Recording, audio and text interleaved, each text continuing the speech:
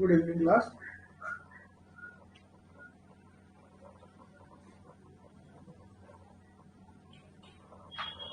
आज हमें CPC start करना है ना। कल हमने कहाँ तक कर लिया था?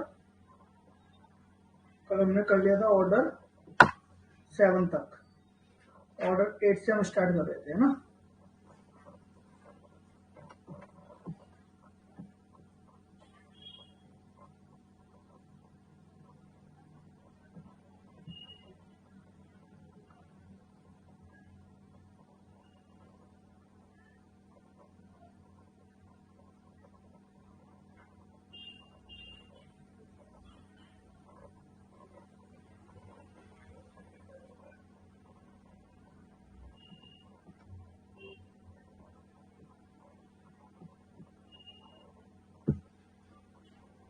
शुरू करें।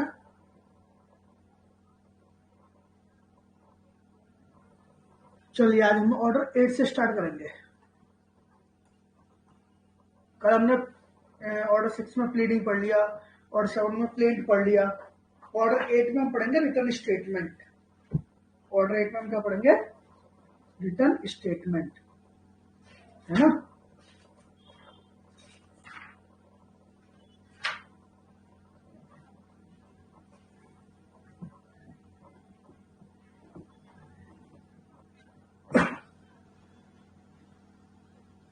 देखिए ऑर्डर 8 का रूल 1 क्या कहता है? ऑर्डर 8 का रूल 1 क्या कह रहा है? ऑर्डर 8 का रूल 1 वही कह रहा है जो हमने सम्मन के रूल में पढ़ा, ऑर्डर में पढ़ा था। सम्मन के भी ऑर्डर में तुमने वही पढ़ा था कि आपको 30 दिन का टाइम है रिटर्न स्टेटमेंट देने का, और ज्यादा से ज्यादा कितने दिन का टाइम है? 90 डेज का टाइम है। यही पढ़ा था हमने। तो यही चीज हमने ऑर्डर 8 रूल 1 में देख रहे हैं। ऑर्डर 8 रूल 1 क्या कह रहा है? कह रहा है defendant shall within 30 days from the date of service of summons on him present a written statement on his defence. कितने दिन का टाइम है आपको WS देने का? 30 डेज का। और उसे बढ़ा के कितने दिन कर सकते हो आप? 90 डेज। यहाँ एक चीज जो आपको वहां भी मैंने बताई थी, वो भी बताई थी कि आप ये मत समझना कि 30 अलग है प्लस 90 है, टोटल 120 नहीं है, टोटल 90 है। 90 मीन्स 30 प्लस 60 इक्वल टू 90, है ना। तो यहां पर जो आपको देखना है वो टोटल 90 डेज का सिस्टम है। सिर्फ 90 प्लस 30 मत करना, 120 कर दो आप। टोटल रूल 1 में अगर रिटर्न स्टेटमेंट देने का टाइम कितना है? टोटल 90 डेज का है, तो 30 प्लस 60 है। ठीक है, ये मत करना आप कहीं गलती से 120 वाला कॉन्सेप्ट ले लो। ये तो सिंपल सी बात कह रहा है, इसमें कोई बहुत बड़ी चीज नहीं है। इसका एक रूल 5 दे दो। रूल 5 इसका इंपॉर्टेंट है। क्या कह रहा है? कह रहा है every allegation of fact in plaint if not denied specifically or by necessary implication or stated to be not admitted in the pleading of the defendant shall be taken to be admitted except as against the person under disability। Overall बात ये कह रहा है कि अगर आपने specifically deny नहीं किया, स्पेसिफिकली क्या नहीं किया आपने मान ली प्लेंट में उसने कोई बात लिखी, और आपने उसे डिनाई नहीं किया। स्पेसिफिकली डिनाई होता है मतलब कि एक बार ऐसा होता, मान लो कि उसने पैराग्राफ 1 लिखा, 2 लिखा, 3, 4 लिखा, और आपने उसमें क्या लिख दिया कि ऑल पैराग्राफ डिनाइड। आपने ऑल पैराग्राफ को एक साथ डिनाइड कर दिया। नहीं, ये नहीं चलेगा। आपको क्या करना है? स्पेसिफिक डिनाई करना है कि पैराग्राफ 1 में ये लिखा है आई डिनाइड, पैराग्राफ 2 में ये लिखा है डिनाइड, पैराग्राफ 3 में लिखा है डिनाइड, पैराग्राफ 4 में लिखा है डिनाइड। आपको स्पेसिफिक डिनाइड करना है। और या फिर आपने मान लीजिए कि ये लिखा नॉट एडमिटेड,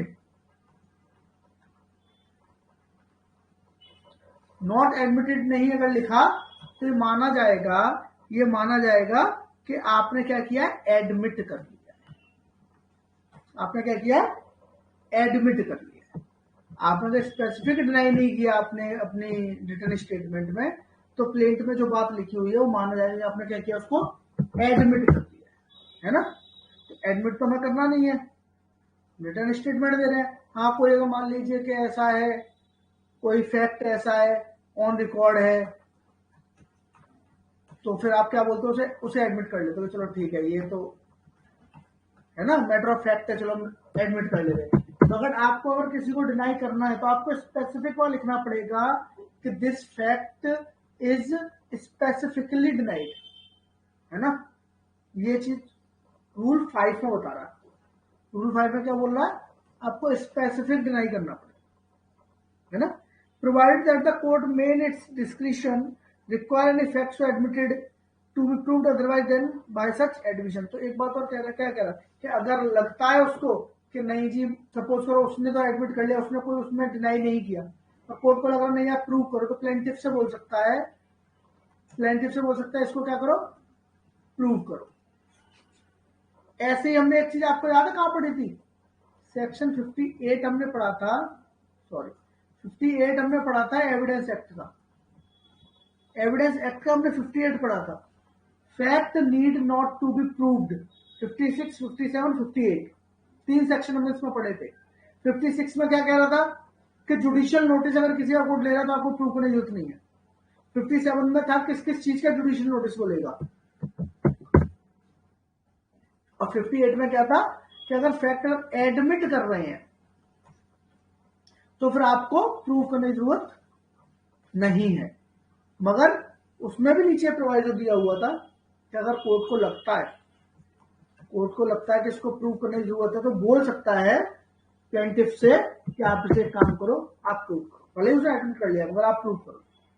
कोई चीज इसमें कह रहा है, कोई बहुत बड़ी चीज नहीं है ना।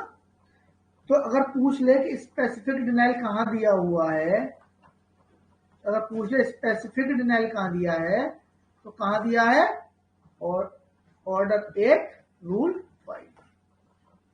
जो आपसे पूछ सकता है वो ये पूछ सकता है कि स्पेसिफिक डिनाइल कहां है, या फिर ऐसे भी पूछ सकता है कि कोई फैक्ट जो आपने स्पेसिफिक डिनाइल नहीं किया है वो क्या माना जाएगा, तो माना जाएगा वो फैक्ट आपने एडमिट कर, है ना, रूल 5। इसका जो रूल 8 में एक्चुअली मोस्ट इंपॉर्टेंट जो है ना, मोस्ट इंपॉर्टेंट वो है आपका रूल 6, है ना, और रूल 6A, ये मोस्ट इंपॉर्टेंट है। इसमें क्या है, सेट ऑफ, और क्या है, काउंटर क्लेम। दो इसमें क्या है, कॉन्सेप्ट है ऐसे जो रूल 6 और 6A में आते हैं। अब देखो पहले समझो सेट ऑफ और काउंटर क्लेम आखिर एक्चुअल में है क्या और क्यों आया, जब ये समझ जाओगे ना क्यों आया तो आपको समझ में आएगा। इसका भी मेन पर्पस जो है ना वो क्या है, मल्टीप्लिसिटी ऑफ सूट को बचाना।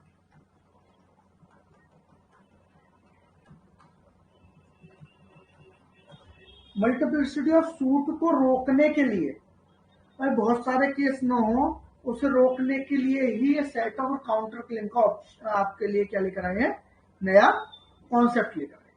सेट ऑफ क्या है, सेट ऑफ एक सिंपल सी बात है, हम अपने रोजमर्रा की जो लाइफ है ना उसमें हम सेट ऑफ बहुत करते सेट, मगर लॉ की लैंग्वेज में तो नहीं समझ पाते होंगे, मगर हम रोजाना कर रहे हैं इस काम को। सेट ऑफ क्या, सपोज करो ए है, ए के बी पर 1000 रुपए उधार दिए उसने, ठीक है, और बी के ए पर 500 रुपए हैं, तो ऑब्वियसली बात है ना, जब ए अपने 1000 रुपए मांगेगा तो बी क्या कहेगा, भाई मेरे भी तो 500 रुपए तेरे पे चाहिए रहे हैं, मेरे तो 500 रुपए तेरे पे बकाया है, तो काम करो 500 काट ले, 500 नहीं दे, बात खत्म हुई।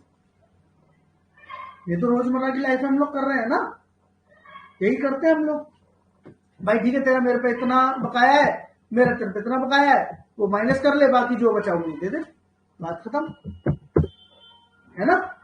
मगर क्या है कि यहाँ पर जो सेट ऑफ है, रूल 6 में जो सेट ऑफ है, इसमें क्या है, इसने कुछ ना वो दे दिए, क्या बोलते हैं, कुछ असेंशियल रिक्वायरमेंट दे दिया आपके लिए कि ये रिक्वायरमेंट अगर कंप्लीट होंगी तो सेट ऑफ होगा, वरना नहीं होगा।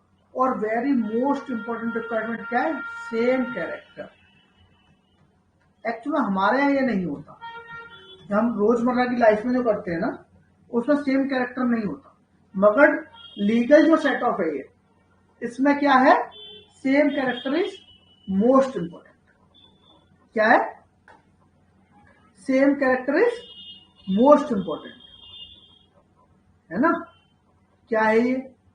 अब इसके एक बार इंग्रेडिएंट आप देख लो, सेम कैरेक्टर क्या होता है या मतलब क्या क्या इसमें सिस्टम होता है वो एक बार आप देख लो। देखो क्या कह रहा है, एक बार से पढ़ते हैं ना, फिर पता लगेगा आखिर क्या क्या है। कह रहा है where in a suit for a recovery of money. तो आपने क्या किया, एक सूट किया रिकवरी ऑफ मनी के लिए, पैसे की वापसी के लिए आपने सूट किया है। The defendant claims to set off against the plaintiff demand any ascertain sum. एक इंग्रेडिएंट आपको क्या आया, असर्टेन सम होना चाहिए, ऐसा निश्चित अमाउंट, असर्टेन सम मानो आप एक निश्चित अमाउंट, ठीक है।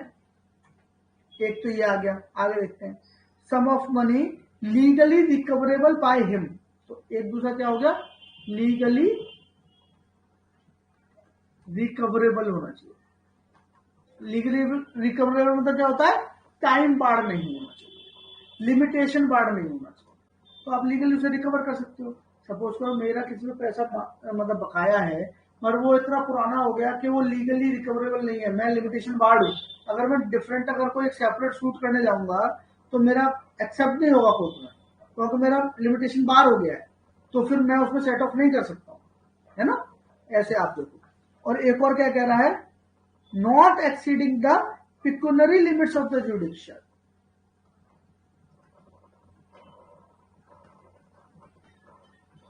पिक्यूनरी लिमिट ना, जिस कोर्ट में आप सेट ऑफ करा रहे हो, जिस कोर्ट में आप सेट ऑफ करा रहे हो, सपोज उस कोर्ट की जो पिक्यूनरी जुडिक्शन है वो 10 लाख रुपए, अब आप सेट ऑफ बोलो 20 लाख रुपए मेरा, तो उसमें पिक्यूनरी जो उसका जुडिक्शन है, पिक्यूनरी लिमिट है उसकी, वो क्रॉस कर रही है, तो उतना नहीं आप करा सकते।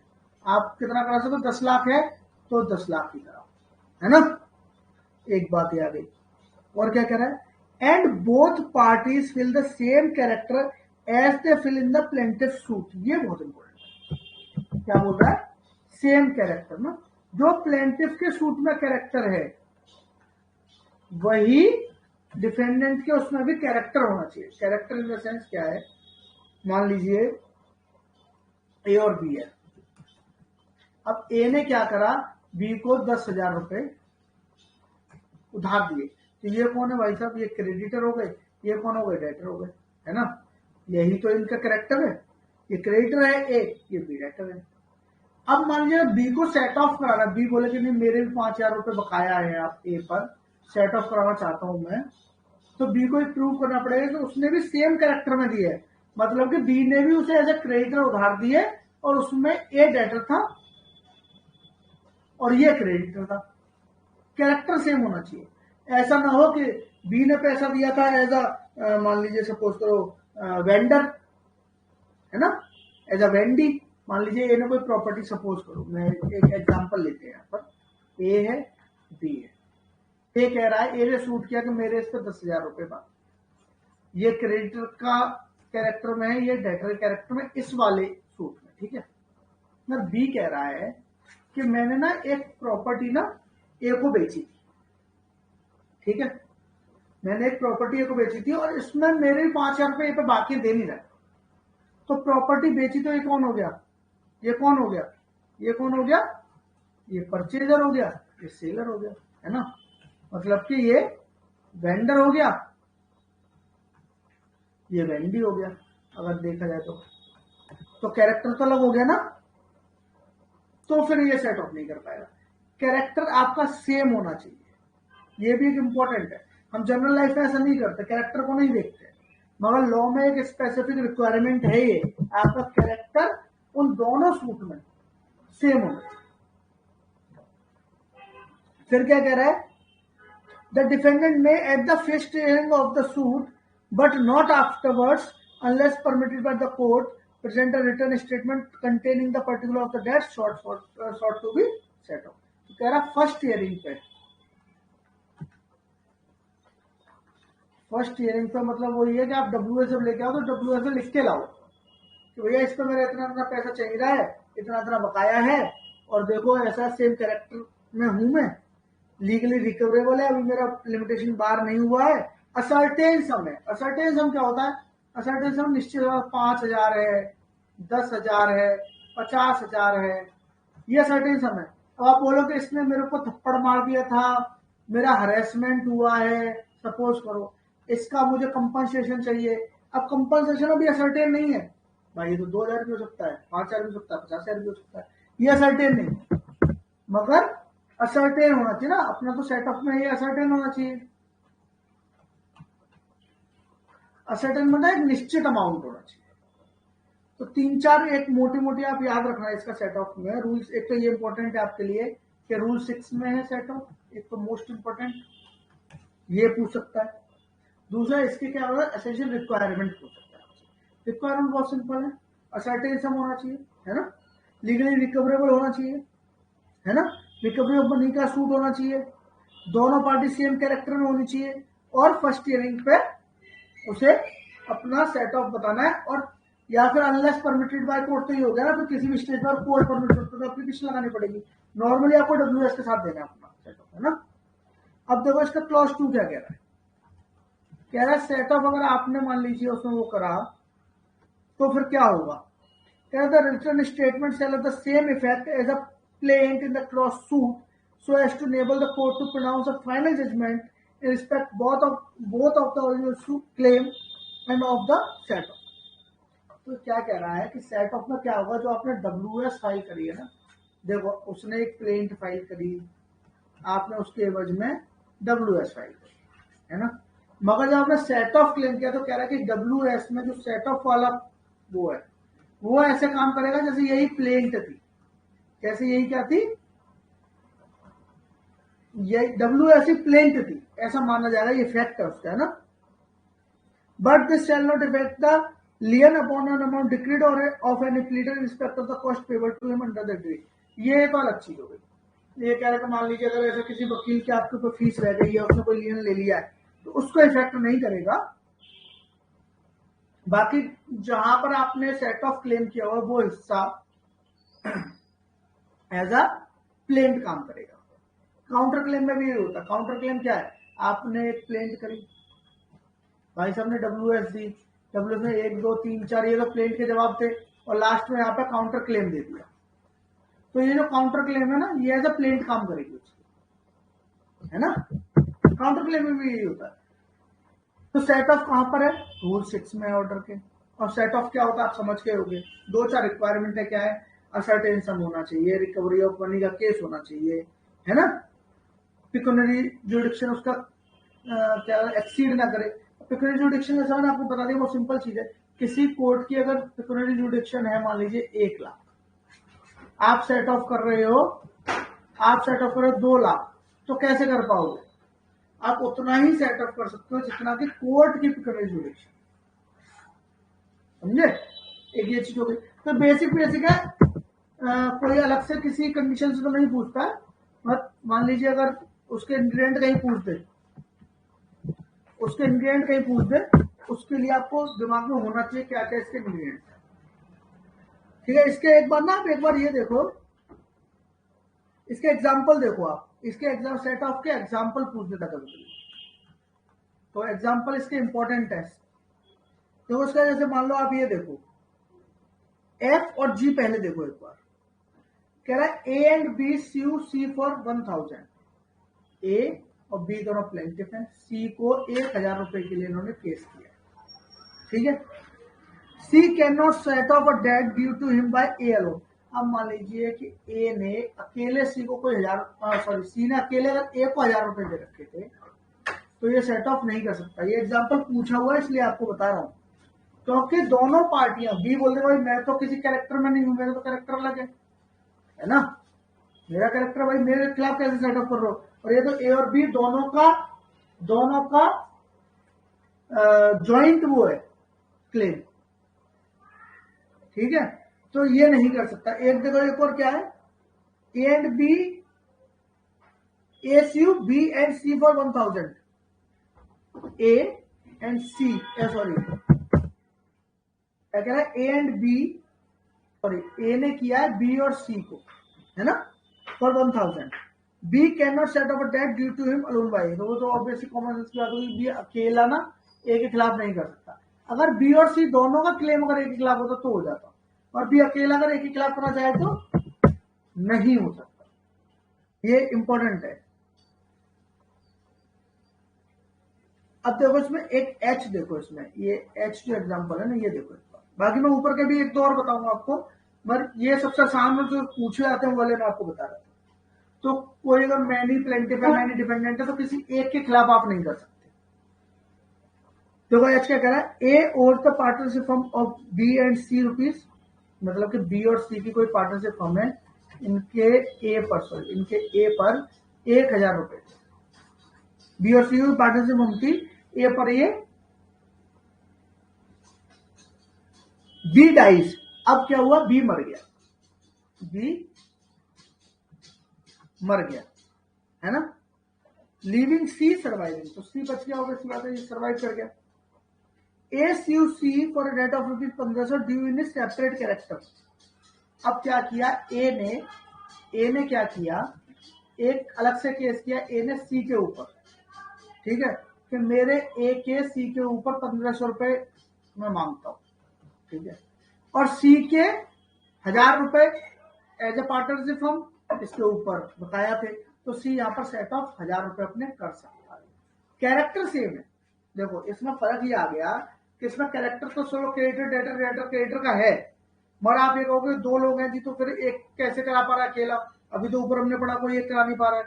तो यहाँ पर बी जब मरा है तो उसका जो इंटरेस्ट है पार्टनरशिप फॉर्म में सी पर डिवॉल्व हो गया, तो जो बी का इंटरेस्ट था वो भी सी का हो गया, है ना, तो दोनों का इंटरेस्ट अगर सी का हो गया तो सी क्या कर सकता है, 1,000 रुपए अपने यहाँ पर सेट ऑफ करा सकता। ये एच एग्जाम्पल जो पूछ देता कई बार, तो इसमें जो खासियत थी वो पार्टनरशिप की थी, तो पार्टनरशिप में क्या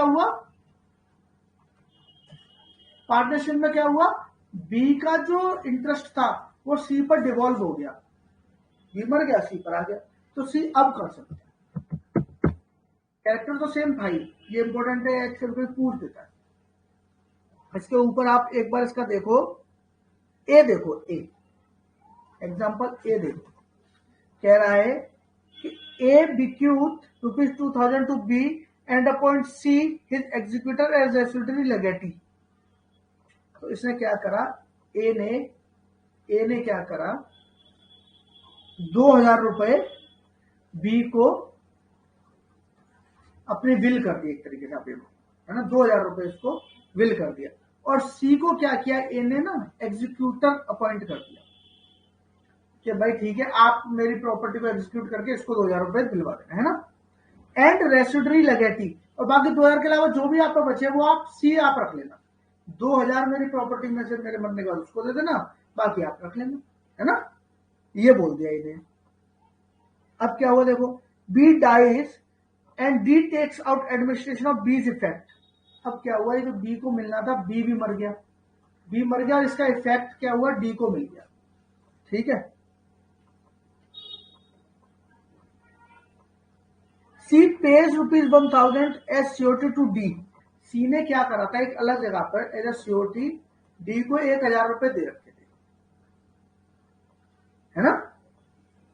देन डी ने लेगेसी के लिए स्यू किया, अच्छा सी देता था, सी के ऊपर ना डी के 1,000 रुपए रह गए थे, सी के ऊपर डी के 1,000 रुपए बकाया चल रहे थे, ठीक है। अब डी ने क्या करा लेगेसी के लिए, अब क्योंकि बी तो मर गया, तो डी ने करा शू कि भाई मुझे अपना जो 2,000 रुपए वाला है वो दो, और सी क्योंकि उसका एग्जीक्यूटर तो सी पर केस कर दिया डी ने, ठीक है, क्या कह रहा है, D sue C for the legacy, C can not set off the date of 1,000 रुपए against the legacy for neither C not D fills the same character. ये कहना क्या चाह रहा है, एक बार और इसको थोड़ा सा ना वो करते हैं। सपोज करना ए था, ए ने बोला कि बी को भैया 2,000 रुपए दे देना, और ये बात बोली उसे सी को कि देखो एक काम करना, बी को 2,000 रुपए देना, बाकी आप रखें, ठीक है। मगर हुआ क्या, उस दौरान बी मर गया, और इसका जो वो होता ना एडमिनिस्ट्रेशन वो डी के आता, ठीक है। अब क्या था कि सी के पहले से, ये पहले की वो है, सी के 1000 रुपए ना इस पे बाकी थे सी। अब डी ने क्या करा है, डी ने सी पर केस किया कि भैया जो मेरे 2000 रुपए डी के ऊपर थे वो मुझे दे दो। सी कह रहा है कि मेरे 1000 रुपए आप पे थे वो मुझे दे दो। ये सेट ऑफ करना चाह रहा है, तो ये कह रहा है कि आप पे मेरे भी तो 1000 रुपए थे, आप मुझे वो दे दो। तो ये क्या है, क्योंकि सेम कैरेक्टर में नहीं है। इस वाले मैटर में जो डी ने केस किया वो अलग केस है, सी ने एज ए क्रेडिटर पैसे दिए, इस वाले में ये डेटर था। और जब डी ने इस पे केस किया तो ये हो गया, किस में हो गया, ये एग्जीक्यूटर एग्जीक्यूटिव में चला गया, है ना, मतलब ये लेगेटर और लेगेटिव में चला गया। तो क्या हुआ, इसका कैरेक्टर चेंज हो गया। और क्योंकि एक हमारी एसेंशियल रिक्वायरमेंट है सेक्शन रूल 6 की कि आपका कैरेक्टर सेम होना चाहिए, तो फिर क्या होगा, सेट ऑफ नहीं होगा, सेट ऑफ नहीं होगा। सिंपल सी बात है, अगर सेम कैरेक्टर है तो ही अगर होगा, वरना नहीं होगा। तो अगर ये एग्जांपल ए वाला पूछ दे तो आप याद रखना, ठीक है। एक इसका डी देखो आप, एग्जाम्पल डी देखो, इंपॉर्टेंट एग्जाम्पल इसलिए मैं बता रहा हूं आपको, एग्जाम्पल कई बार पूछा जाता है एग्जाम में। कह रहा है A C B on bill of exchange for ₹500, A ने बी पर किया 500 रुपए, ठीक है। B hold a judgement against A for 1000। अब बी के पास पहले से कोई जजमेंट है 1000 रुपए के लिए, भाई मेरे पे तो इस पे 1000 रुपए चाहिए। Two claims being both definite, definite मतलब असर्टेन, भाई यहाँ 500 है वहां 1000 है, असर्टेन है अमाउंट, तो क्या कर सकते हैं, इसको सेट ऑफ कर सकते हैं, समझे आप। इस तरीके से आपका असर्टेन अमाउंट होना चाहिए, पिक्यूनियर जुरिडिक्शन से एक्सीड नहीं करना चाहिए, यही दो चार जो है ना, सेम कैरेक्टर होना चाहिए, लीगली रिकवरेबल होना चाहिए, टाइम लिमिट एक्सीड ना कर दे, तो क्या होगा, आपका सेट ऑफ हो जाए। तो ये एग्जांपल भी आप ध्यान रखना, आ जाता है। तो एक है 6A काउंटर क्लेम। क्या है, काउंटर क्लेम। सेट ऑफ और काउंटर क्लेम में एक खास बात है कि काउंटर क्लेम में सेम कैरेक्टर नहीं होता, सबसे बड़ी चीज, सेम कैरेक्टर नहीं होता। ये भी उसी, इसका पर्पस वही है, सेम टू सेम, कि मल्टीप्लिसिटी ऑफ सूट ना हो पाए। भाई जो काम एक ही सूट में हो जाएगा उसे दो सूट करने की क्या जरूरत है, ऐसा लॉ मानता है। तो उसके लिए क्या किया,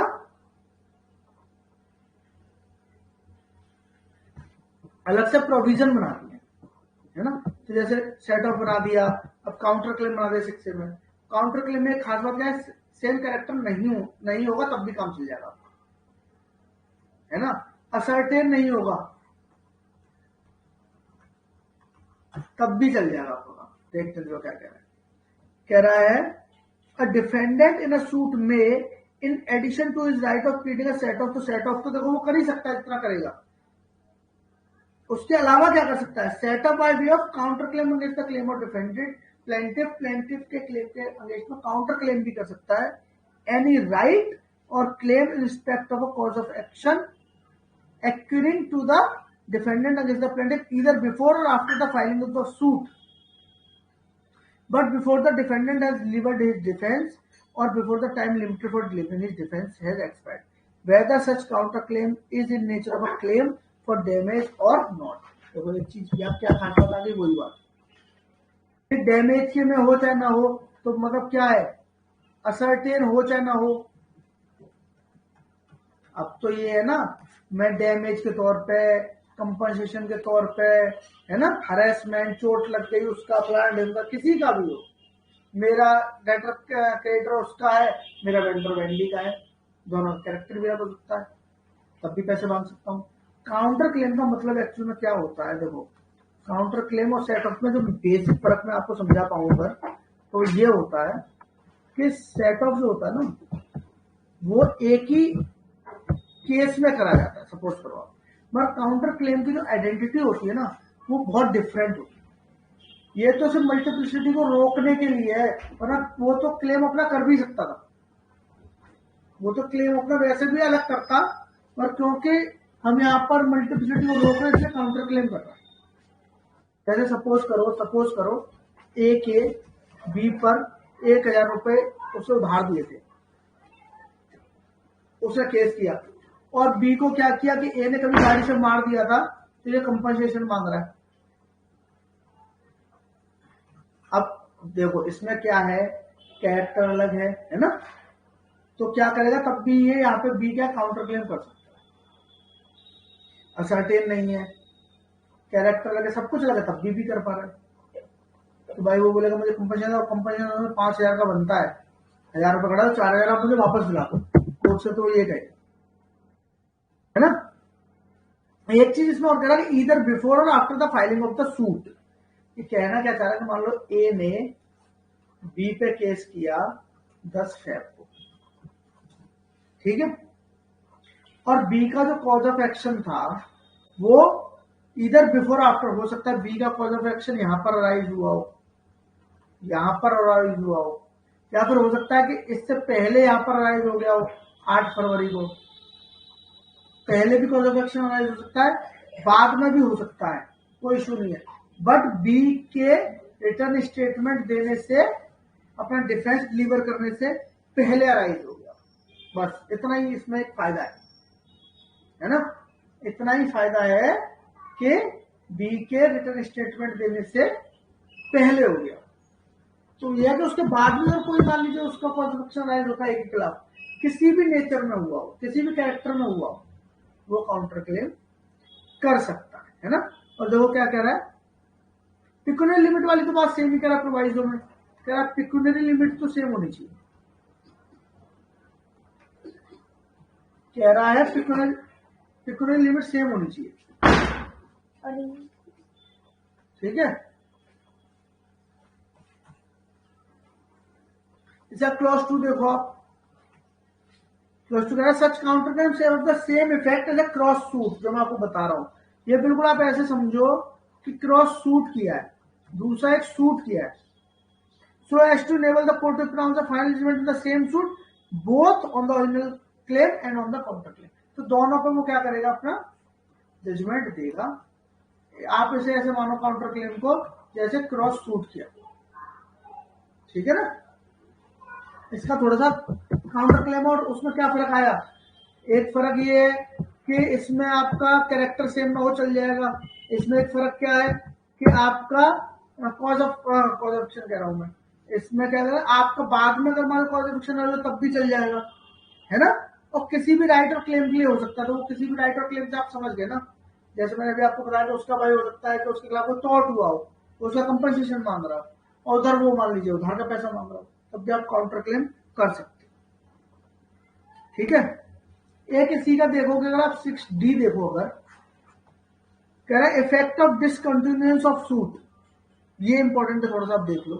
कह रहा है if in any case in which the defendant sets up a counter claim the suit of the plaintiff is stayed, है ना, डिसकंटिन्यूड और dismissed, the counter claim may nevertheless be proceed.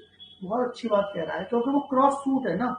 Cross suit तो क्या कह रहा है, मान लो ए ने जो बी पर किया था वो स्टे हो जाए, डिसमिस हो जाए, डिसकंटिन्यू हो जाए, कोई फर्क नहीं पड़ेगा, मगर जो बी ने ए पर काउंटर क्लेम किया है वो बिल्कुल एज इट इज चलता रहे। आई बात समझ में। ये कह रहा है कि अगर प्लेंटिफ का अगर वो डिसकंटिन्यू होता है, स्टे हो जाता है अगर केस, तब क्या होगा, तो उसका काउंटर क्लेम तो चलता रहेगा, उसका कोई दिक्कत नहीं है।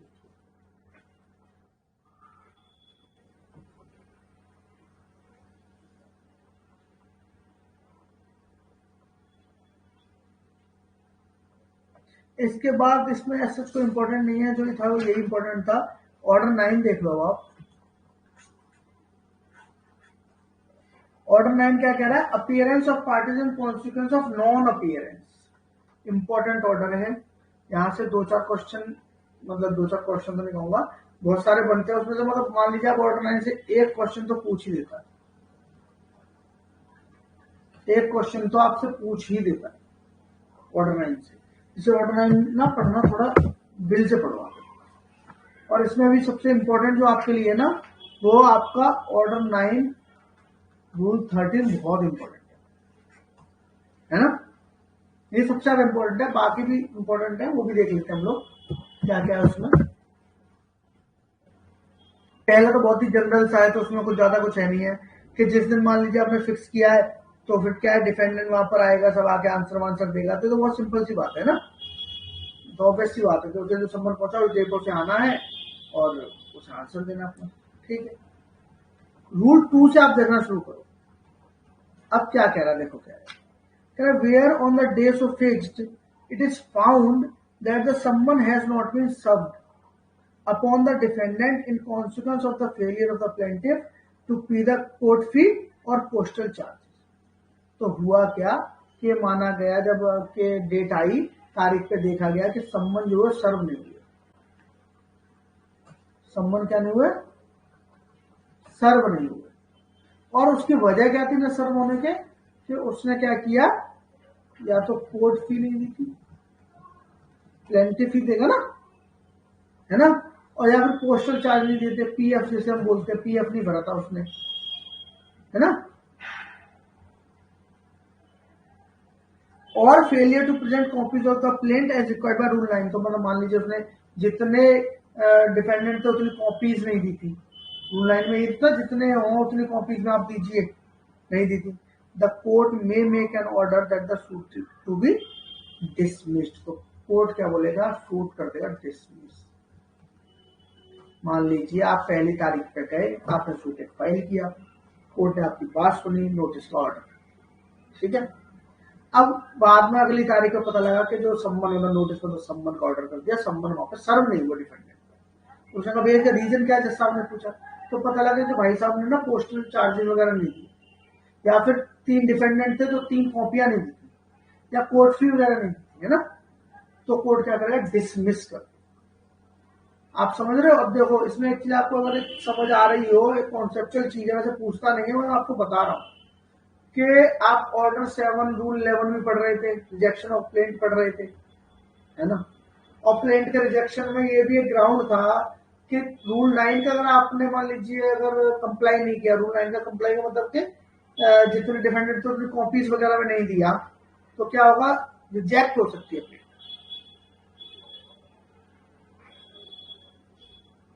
क्या हो सकता है, प्लेंट रिजेक्ट हो सकती है। अब यहां पर रूल 2 का डिसमिस कर सकता है।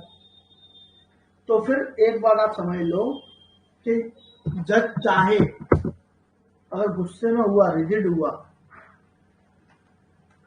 तो ऑर्डर 7 रूल 11 में रिजेक्ट कर देगा, और ऑर्डर 8 रूल 2 में, सॉरी ऑर्डर 9 रूल 2 में डिसमिस कर देगा।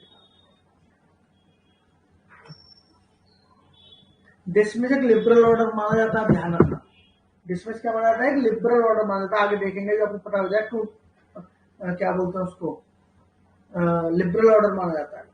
मगर आप याद रखना कि उसमें ये भी ऑप्शन है यार, है ना, कि सम्मन अगर सर्व नहीं हुआ और गलती प्लेंटिफ की रही है तो फिर डिसमिस कर सकता है, ये रूल 2 कह रहा है। और रूल 3 क्या कह रहा है, कह रहा है where neither party appears when the suit is called on for the hearing the court may make an order that suit to be dismiss. तो सही बात है। अब मान लो 10 तारीख की तारीख दी थी, ना प्लेंटिफ आया ना डिफेंडेंट आया, ना ही तो प्लेंटिफ आया ना ही डिफेंडेंट आया, तो भाई अगर तुम्हें चिंता नहीं है, काम करो, कोर्ट क्या करे, डिसमिस कर दो। इसमें तो लिखा है रूल 3 में यही, और कोर्ट ज्यादातर क्या करता है, प्रैक्टिकल होता है तो 1 या 2 तारीख लगा देता है, और तब भी कोई नहीं आ रहा तो क्या करेगा, डिसमिस कर देगा, है ना, तब भी कोई नहीं आ रहा तो क्या करेगा, डिसमिस कर देगा, रूल 3 में। अब देखो रूल 4, देखो आप इसका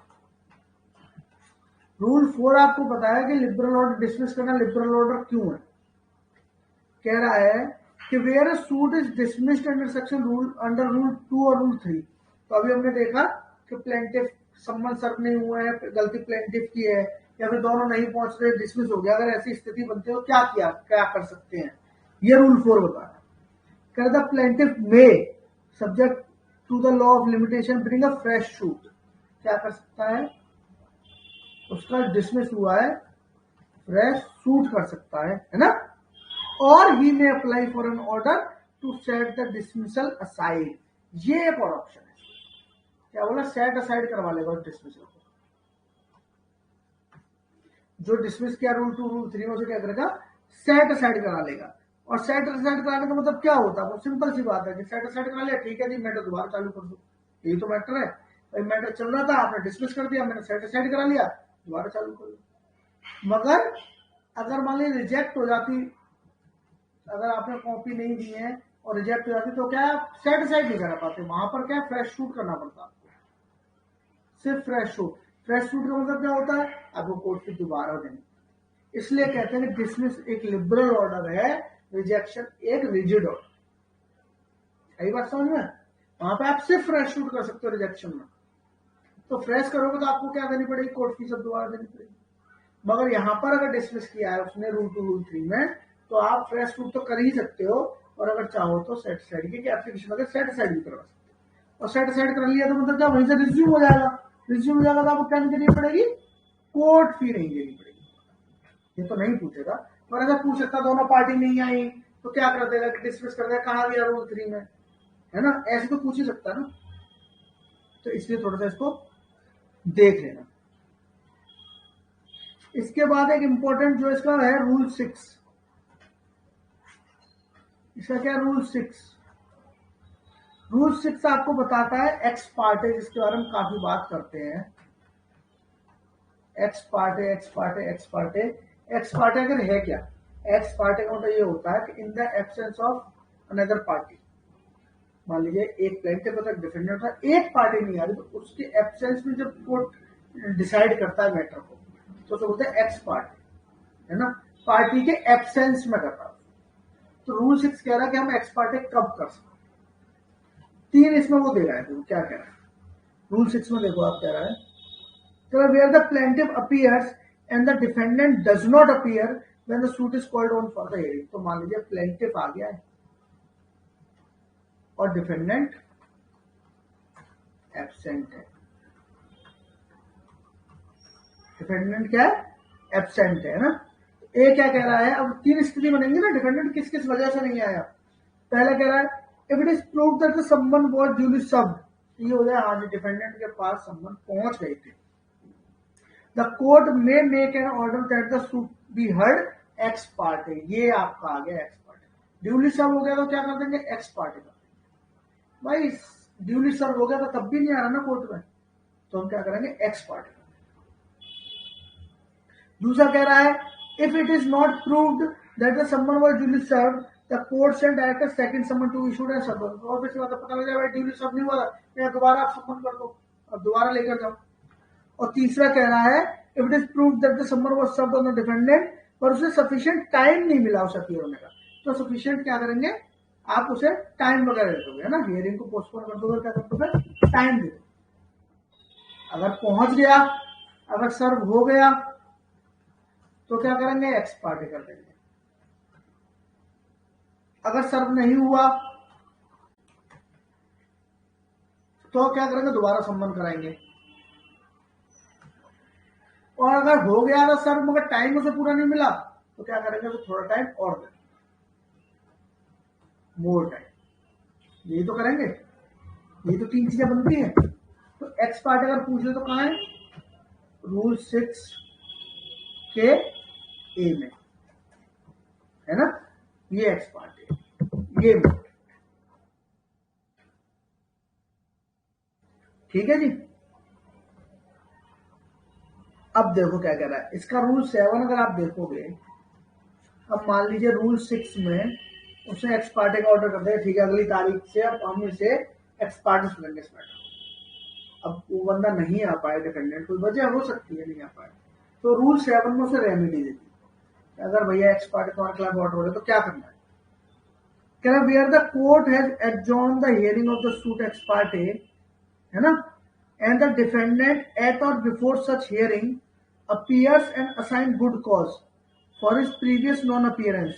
तो वो मान लीजिए कि बता रहा है कि पहले क्यों नहीं आ पाया था, गुड कॉज दे रहा है कि सर मेरा एक्सीडेंट हो गया था, पैर टूट गया था, बताइए कैसे आता। He may upon such term as the court direct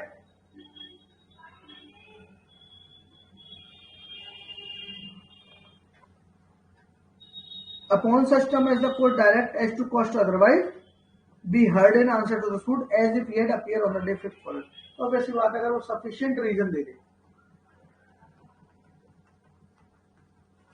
sufficient reason अगर वो दे दे तो फिर क्या होगा कि आप उसमें उसे ऐसे मान लोगे, वो जो एक्स पार्टिकल से सेटिस्फाइड कर दोगे, मानोगे हाँ ये बंदा पहले भी अपीयर हो चुका है, तो ऐसे उसको ले आई बात समझ में। तो जो एक्स पार्टी का रूल 6 में था उसका नीचे रेमेडी भी देती रूल 7 में, तो याद रखना है ऐसा ना, तो रूल 6 की रेमेडी रूल 7 में है ना। इसके बाद देखो जैसे रूल 8 देखोगे, ये अलग अलग तरीके बता रहा है। सिर्फ डिफेंडेंट आ गया, रूल 8 में कह रहा है सिर्फ डिफेंडेंट आ गया तो क्या करोगे, है ना, सिर्फ डिफेंडेंट आ गया, प्लेंटिफ नहीं आया। अब बताइए जिसने केस किया वही नहीं आ रहा है, सिर्फ डिफेंडेंट आ रहा है, जिस पर केस हुआ वही आ रहा है, क्या करेंगे भैया, जितना वो मानना है उतना ठीक है, नहीं मानना उतना उसके खिलाफ कर देंगे। कह रहे where the defendant appears in the plaintiff does not appear, कह रहा है where the defendant appears in the plaintiff does not appear when the suit is called on for hearing the court shall make an order that the suit to be dismissed. अब defendant आया, अब भाई परेशान plaintiff को ना चाहिए, defendant रहा यहाँ पर, क्या करेंगे डिसमिस कर देंगे, तुम नहीं आ रहे डिसमिस। और या फिर मान लो डिफेंडेंट बोला चलो ठीक है मैं 1000 तक की मानता हूँ, 1000 का ऑर्डर कर देंगे, बाकी डिसमिस। अब प्लेंटिफ खुद ही आके बोल दे कि ठीक है जी हाँ उसने 50,000 रुपए का मेरे ऊपर किया है, पर मेरी जो जिम्मेदारी जो है ना, मेरी जो लाइबिलिटी है वो सिर्फ 2,000 रुपए, कोर्ट ने खुद ही मान रहे तो हम क्या करें, 2,000 रुपए दिलवा देगा और क्या करेगा बाकी 48,000 की डिसमिस कर देगा, है ना, यही तो करेगा और क्या करेगा। अब मान लो देखो इसका रूल 8 का रूल 9 देखो आप क्या कह रहा है, तो रूल 8 में मान लो डिसमिस हो गया, रूल 8 में क्या हो गया डिसमिस हो गया, तो रूल 9 में देखो आपको प्लेंटिफ क्या कर पाएगा, देखो कह रहे मेरा सूट इज होली और पार्टली डिसमिस अंडर रूल 8, तो डिसमिस हो गया, the plaintiff shall be precluded from bringing a fresh shoot in respect of the same cause of action. तो आप क्या कर सकते हो, फ्रेश शूट नहीं कर पाओगे, नहीं कर सकते, but he may apply for an order of set the dismissal side, और क्या कर सकता है सेट डिसाइड कराने के लिए अप्लाई कर सकता है। इसमें उसे रेमेडी क्या है, अगर मान लीजिए आप नहीं पहुंचे और वो भाई साहब डिफेंडेंट पहुंचते तो डिसमिस हो जाएगा, डिसमिस हो जाएगा तो क्या होगा कि वो फ्रेश शूट तो नहीं कर पाएगा रूल 9 में प्लेंटिफ, मगर उसका सेट असाइड करा सकता, फ्रेश शूट तो नहीं कर पाएगा, क्या कर लेगा सेट असाइड करा सकता। तो देखो कहीं पर सेट असाइड कह रहा है, कहीं पर कह रहा है फ्रेश शूट कर सकते हैं, कहीं पर कह रहा है फ्रेश शूट और सेट असाइड दोनों करा सकते हैं, तो ये समझ लेना है ना। जैसे मान लीजिए आप रूल 2 और 3 में अगर मान लीजिए उसका डिसमिस हो रहा था तो क्या कर रहा था 4 में फ्रेश शूट भी कर सकता था, सेट असाइड भी कर सकता, मगर अगर रूल 8 में उसका डिसमिस हुआ है तो रूल 9 में क्या करेगा, सिर्फ सेट असाइड करना पड़ेगा, फ्रेश शूट नहीं कर पाएगा, समझ रहे हो। तो यहाँ पर याद रखने लायक चीज है कहां पर प्लेंटिफ आ रहा है, कहां पर डिफेंडेंट आ रहा है। अब देखो जैसे 2 और 3 में क्या था, 2 में था कि वो डिफेंडेंट नहीं आ रहा, और क्यों नहीं आ रहा, गलती इसकी प्लेंटिफ की डिसमिस। 3 में क्या है प्लेंटिफ डिफेंडेंट दोनों आ रहा है डिसमिस। 4 में क्या है चलो भैया फ्रेश शूट कर लें, सेटिस्फाइड जो मर्जी कर, है ना। 6 में क्या है एक्स पार्टी, डिफेंडेंट नहीं आ रहा, एक्स पार्टी कर दो, मगर 7 में अगर डिफेंडेंट आ जाएगा तो क्या करेगा, अगर वो सफिशिएंट रीजन दे रहा ठीक है भाई मैटर दोबारा शुरू कर। 8 में क्या है डिफेंडेंट आ गया, प्लेंटिफ नहीं आ रहा, क्या करेंगे जी। 9 में कह रहा ठीक है फ्रेश शूट तो कर नहीं पाओगे, सेट असाइड करा लेना अगर आपको इच्छा है तो। इसके बाद देखो आप रूल 13 इसका, जो हम एक्स पार्टे पढ़ रहे थे, आप सपोज करो एक्स पार्टे डिक्री हो गई, मतलब कि क्या हुआ कि ए ने बी पर केस किया और बी कभी प्रेजेंट नहीं हुआ, बी के अनुपस्थिति में, बी के एब्सेंस में क्या हुआ, पूरा मैटर सुना गया और डिग्री दे दी गई, ठीक है, ये डिग्री हो गई। अब सवाल ये है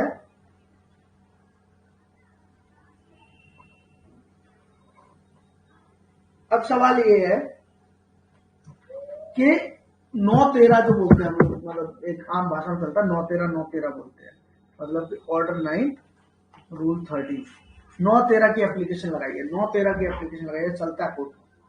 9-13 की एप्लीकेशन है क्या कि अगर एक्स पार्टी डिक्री हो गई है, इसको सेट असाइड कराना है।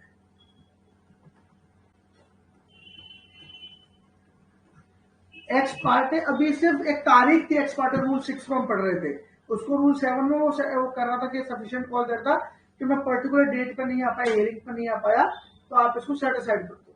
यहां पर तो पूरी डिक्री ही हो गई उसकी तो पूरी डिक्री हो गई। अब उस डिक्री को जो सेट असाइड करना वो 9-13 में होता है। और 9-13 में एक सबसे खासियत क्या है, देखो अगर आपको याद आ रहा हो थोड़ा बहुत, तो हमने सेक्शन 96 पढ़ा था, और सेक्शन 96 का क्लॉज 2 अगर हमने पढ़ा था, अगर याद हो तो, वहां पर था कि एक्स पार्टी के खिलाफ आप अपील में जा सकते हो। एक्स पार्टी अगर डिक्री हुई है तो आप अपील में जा सकते हो, 96(2) में हमने पढ़ा, याद होगा आपको। यहां पर कह रहा है कि एक्स पार्टी डिक्री हो गई है तो आप सेट असाइड करा सकते हो। दोनों ऑप्शन आ गए ना उसके पास। तो भाई चाहूं तो मैं क्या करूं, अपील में चला जाऊं, डायरेक्ट मान लू उसका और किसी हायर कोर्ट पे चला जाऊं, या फिर मैं क्या करूं, सेट असाइड की एप्लीकेशन होगी, एक्स पार्टी हुआ मेरे एब्सेंस में हो गया कि दोबारा आप सुनिए, मेरे को सफिशिएंट रीजन है, इस रीजन की वजह से मेरे को कुछ पता ही लगा मैं कोई वहां पर पियर हूं, इसलिए पियर नहीं हो पाया, तो आप क्या करो, इसे सेट असाइड करके दोबारा से आप मेरे को दोबारा हियरिंग करो। ये 9-13 की एप्लीकेशन सेट असाइड के लिए देखते हैं क्या कह रहा है। इन एनी केस कह रहा है, in any case in which decrees passed ex party against the defendant, तो मान लीजिए उसके डिफेंडेंट एक्स पार्टी हो गई, he may apply to the court by which the decree was passed, जिसने डिक्री पास की है, for an order to set it aside. यही मैं आपको बता रहा था कि 9-13 कह रहा है कि आप सेट असाइड कर सकते है ना। And if he satisfied the court that the सम्मन वाज नॉट ड्यूली सर्व्ड, तो वो ये करता है अगर कोर्ट से मेरे पास तो सम्मन आए नहीं थे, ड्यूली सर्व नहीं हुए थे, और that he was prevented by any sufficient cause from appearing when the suit was called on for hearing, या फिर वो ये बता था कि ऐसा कोई बहुत ही रीजन था, सफिशिएंट रीजन था कि इस वजह से मैं कोर्ट में नहीं आ पाया जब हियरिंग हो रही थी, है ना। The court shall make an order setting aside the decree as against him upon such term as cost payment to court, otherwise at his thinking and shall appoint a day for proceeding with the suit। तो क्या कि जिस court ने decree pass की थी expert उसी application लगाएगा 9-13 की, बोलेगा कि सर वो ये वजह थी, सफिशिएंट रीजन दे देगा, इसलिए आ नहीं पाया। कोर्ट क्या सेट असाइड कर देगा, बोलेगा चलो कोई बात नहीं अगली तारीख लगा देता हूँ, आ जाओ जी, अब ले आओ एविडेंस, दोनों पार्टी को सुन लेंगे, है ना। अभी तो क्लियर कुछ सुना, दोनों सुन लेंगे, है ना।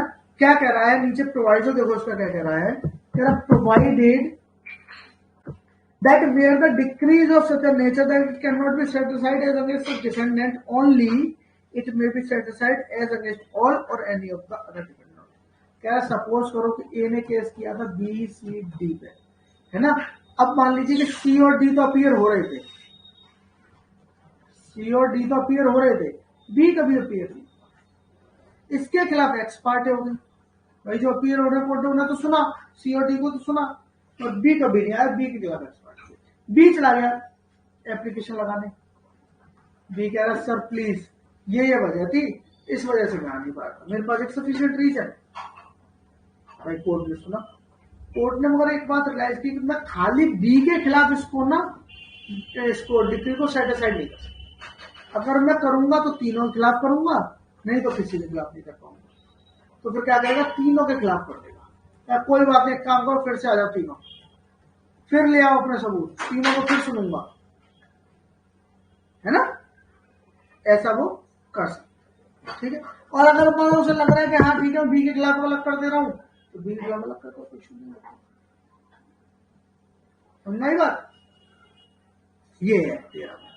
एक चीज में जो खासियत है, एक चीज जो इसमें बहुत इंपॉर्टेंट है कि आपको एक क्वेश्चन कभी कभी पूछ लेता है, और इसकी एक्सप्लेनेशन में वो बात है भी, इसकी एक्सप्लेनेशन में देखो, पहले एक्सप्लेनेशन पढ़ लेते फिर देखते हैं।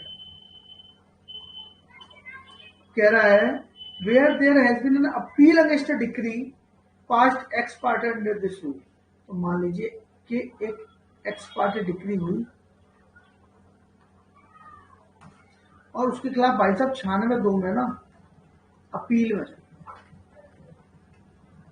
ठीक है, 96(2) में हम जा सकते हैं।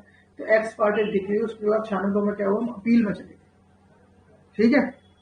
And the appeal has been disposed of any on any ground other than the ground that the plaintiff has withdrawn the appeal. तो ये अपील क्या हो गई आपकी, क्या हो गई, डिस्पोज हो गई। ये अपील क्या हो गई, डिस्पोज हो गई। आपने अपील विड्रॉ नहीं करी, आपने अपील विड्रॉ नहीं करी, बाकी किसी भी ग्राउंड पर, मेरिट पे गई, डिफॉल्ट पे गई, कैसे भी डिस्पोज हो गई है ना, आपने अपील विड्रॉ नहीं करी।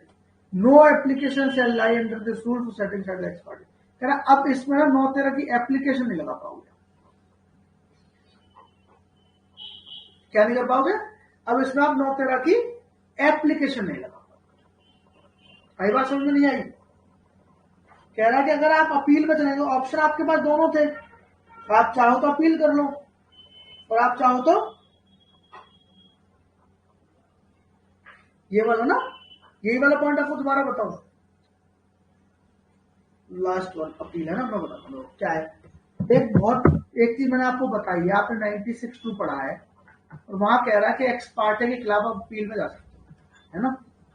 ये आपका एक ऑप्शन है, आपके खिलाफ अगर कोई एक्स पार्टी डिक्री हो गई तो आप अपील में जा सकते हो। एक ऑप्शन नंबर 1। दूसरा 9(13) आपको बता रहा है, 9(13) आपको क्या बता रहा है कि आप एक्स पार्टी के खिलाफ क्या कर सकते हो, सेट असाइड करा सकते हो। ये दूसरा ऑप्शन है, ठीक है। 2 ऑप्शन आपके पास है, चूज आपको करना है, आप क्या करना चाहते हो। पहली बात तो ये, आप चाहो तो 9(13) की एप्लीकेशन लगा लो उसी कोर्ट में कि सर मेरे खिलाफ एक्स पार्टी हो गई और ये रीजन था मैं इस वजह से नहीं आ पाया, आप इसे दोबारा से नॉर्मल हियरिंग पे ले लो। या फिर आप कहोगे अरे छोड़ो, ट्रायल कोर्ट में जो करना था कर दिया, मुझे क्या फर्क पड़ता है, अब तो मैं इसे अपर कोर्ट में देखूंगा, अपीलेट कोर्ट में देखूंगा। आप 96(2) में जाकर अपील में चले जाओ उसी के खिलाफ।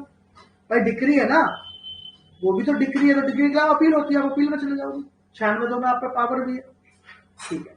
मगर ये जो एक्सप्लेनेशन कह रहा है वो क्या कह रहा है, कह रहा है 96(2) में आप अपील में चले गए। सपोज करो आपने सेट असाइड की एप्लीकेशन नहीं लगाई, आप चले गए अपील, और अपील आपकी क्या हो गई, डिस्पोज ऑफ हो गई, है ना, क्या हो गई, डिस्पोज हो गई। डिस्पोज किस किस ग्राउंड पर हो सकती है आपकी, भाई डिस्पोज ऐसे भी हो सकती है कि आपको भी सुना, दूसरी पार्टी को भी सुना, उसके बाद अपील खत्म हो गई, मेरिट पे जाके खत्म हो, है ना। ऐसा भी हो सकता है कोई डिफॉल्ट आपने कर दिया हो, आप अपीयर नहीं हुए, आपने अपील फाइल तो कर दी मगर आप अपीयर नहीं हुए, डिफॉल्ट में डिसमिस हो गई अपील, ये भी तो हो सकता है, वो भी तो डिस्पोज ऑफ ही मानी जाएगी, अपील खत्म हो गई आपके ऊपर। अब क्या हुआ कि आप मान लीजिए कि सीनियर सिविल जज से सीनियर उससे क्या बोलते हैं, सीनियर जज से कहाँ चले गए आप, डिस्ट्रिक्ट जज में गए अपील में। अब यहाँ पर क्या हुआ आपका, ये अपील डिस्पोज ऑफ, आपने कहा चलो कोई बात नहीं, मेरे पास दूसरा ऑप्शन भी तो था, अब एक काम करता हूं, मैं जाता हूँ 9(13) में सेट असाइड, अब जाता हूं। तो एक्सप्लेनेशन ये कह रहे कि अब नहीं जा सकते। आप एक बार बताओ, एक बार अपील में चले गए, अपील खत्म करवा ली, तो समझ लीजिए आपको 9(13) का ऑप्शन भी खत्म। ओवरऑल ये कहना चाह रहा है, वैसे आपका राइट है, आप जो चाहे वो करो, है ना, जो चाहे वो करो, मगर एक बार आपकी अपील खत्म हो गई तो फिर आप डिस्पोज ऑफ तो फिर आप क्या 9(13) की एप्लीकेशन लगा नहीं सकते, सेट असाइड के लिए। इतनी सी बात कह रहा है एक्सप्लेनेशन। एक चीज, एक और क्वेश्चन मैं आपको बताता हूँ, पीटी में कई बार पूछता है कि एक्स पार्टी खिलाफ आपकी जो मतलब कि अपील का जो ऑप्शन है और सेट असाइड का ऑप्शन है ना, तो ये दोनों ऑप्शन जो है ना साइमल्टेनियसली आप कर सकते हो। साइमल्टेनियसली का मतलब हुआ आप उसमें पैरेलल,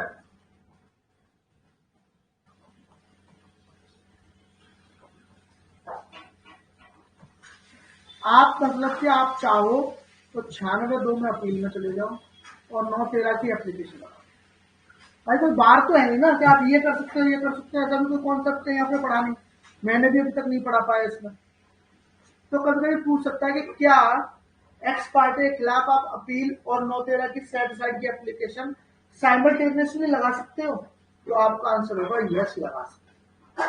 मगर बात वही फंसेगी, मान लो आपने दोनों लगा दी, आप अपील में भी चले गए, आपने सेटिस्फाइड की भी लगा दी, मगर वहां पर जाके आपकी अगर अपील डिस्पोज ऑफ हो गई तो फिर क्या होगा, 913 का आपका राइट खत्म हो जाता है, 913 ऑटोमेटिक खत्म हो जाएगी। आई बात समझ में? तो अगर आपसे पूछ ले क्या इसका साइमल्टेनियस आपको राइट है सेटिस्फाइड कराने के लिए और अपील करने के लिए, साइमल्टेनियस राइट है। ये कभी कभी पीटी में क्वेश्चन पूछ लेता है, इसलिए मैं स्पेसिफिक आपको अलग बता रहा हूँ, ठीक है? कंफ्यूज मत होना कभी। जैसे आपने अगर साइमल्टेनियस वर्ड अगर आपने याद आ रहा हो, जो मैं आपको बता रहा हूँ साइमल्टेनियस, ऐसा कुछ आपने सीआरपीसी में कहीं पढ़ा हो तो मुझे बता दो एक बार। ये अगर आपको याद हो गया ना तो मतलब आप बहुत शार्पली कोर्स पर नजर बना के रखिए।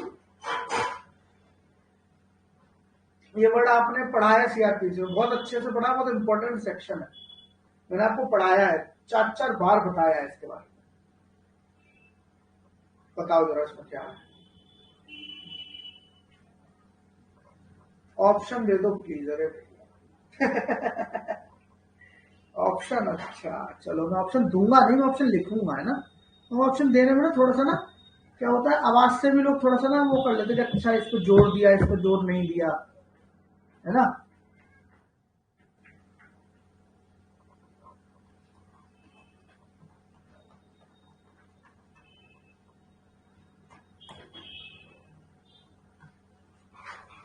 अब बताओ, ऑप्शन दे दिया।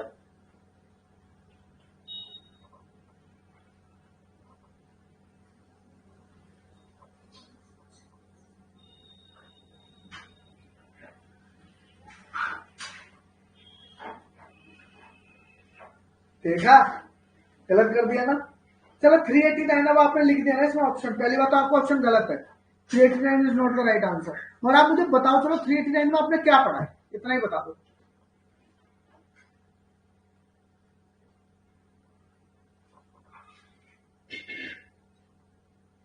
आपने ऑप्शन देख के आपने 389 बताया तो कुछ तो याद आया होगा आपको। 389 में आपने क्या पढ़ा ये बताओ, फिर मैं आपको बताऊंगा सही आंसर क्या। सेकंड गैस हो तो वो भी बता देना कोई, ये तो फर्स्ट गैस था, मैं देखो 50-50 में भी हो के नहीं हो।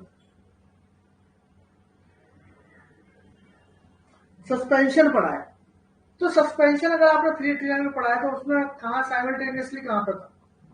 साइमल्टेनियस का मतलब क्या होता है, पैरेलल होता है, काम एक साथ आप कर सकते हो, एक ही टाइप का। हमने पढ़ा के बाद सेंटेंस को सस्पेंड कर सकता है 389 में, अपीलेट कोर्ट कर सकता है, बेल दे सकता है, हमने पढ़ा था।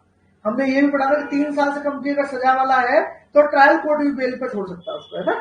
ये भी हमने पढ़ा था, पर उसमें हमने कहां पढ़ा था, अपील के बारे में था, इसलिए अच्छा मतलब वाह भाई वाह भाई वाह, मतलब अपील को अपील से जोड़ दिया, वाह जी वाह। अच्छा सेकंड गैस क्या है वो बताओ मुझे, सेकंड गैस ही बताओ।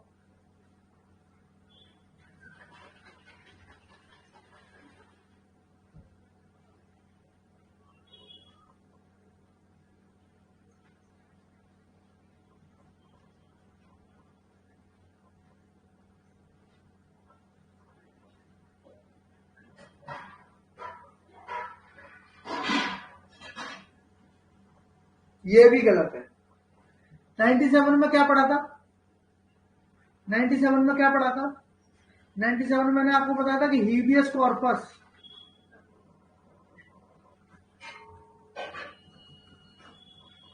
हीबियस कॉर्पस मैंने बताया था 97 में, ये भी गलत है। अब मैं बताता हूं आपका सही आंसर 83 है। 83 क्यों सही है? 82 में आपने पढ़ा था कि आप क्या करोगे, प्रोक्लेमेशन इशू करोगे, और जब आप प्रोक्लेम कर रहे हो और आपका मन करे तो क्या कर सकते हो, साइमल्टेनियसली 83 में अटैच कर सकते हो प्रॉपर्टी को, अगर आपको लगे कि वो प्रॉपर्टी बाहर लेके जा रहा है या एक्सपेंड करेगा, ऐसा कुछ मैंने पढ़ा था, याद आ गया? साइमल्टेनियस से याद नहीं आ रहा आपको? इतना इंपॉर्टेंट वर्ड था 83 में, 10 बार आपको उसको जोड़ देकर बताया, और मैंने ये भी बताया कि उस पर ऑप्शन है कि वो चाहे तो 82 के साथ कर दे या 82 की प्रोसीडिंग के बाद करे। तो साथ जो कर दे वही साइमल्टेनियस चाहे तो वो कर सकता है ना। तो ना ऐसे देख के वर्ड याद तुरंत आना चाहिए। जैसे मैंने साइमल्टेनियस लिखा, मुझे याद आ गया 82 to 83। तो मेरा तो एक तरीके से आप समझो तो मैं सीपी से पढ़ते सीआरपीसी रिवाइज कर दिया मैंने 2 सेक्शन।